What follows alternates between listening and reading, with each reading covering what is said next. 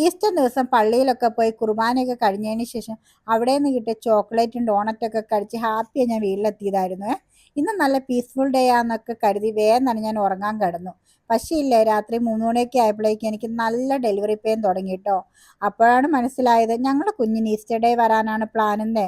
അങ്ങനെ വേഗം തന്നെ ഞങ്ങൾ ഹോസ്പിറ്റലിലോട്ടൊക്കെ പോയിട്ടോ.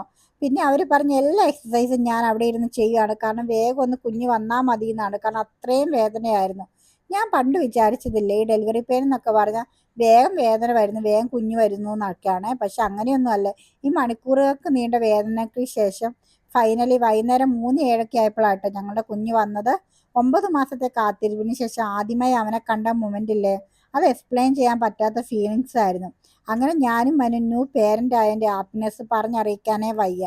പിന്നെ എല്ലാ കാര്യങ്ങളും ഇനി ഇവനിൽ എക്സ്പെരിമെന്റ് ചെയ്ത് പഠിക്കണം, കാരണം ഇതിനു മുമ്പ് ഞങ്ങൾക്കൊരു കൊച്ചിനെ നോക്കി എക്സ്പീരിയൻസ് ഇല്ലല്ലോ. പിന്നെ ഇവിടെ ഹെൽപ്പ് ചെയ്യാനും വേറെ ആരും ഇല്ലാത്തതുകൊണ്ട് ഞാനും മനുവും കൂടെ തന്നെയാട്ടോ എല്ലാം ചെയ്യുന്നത്.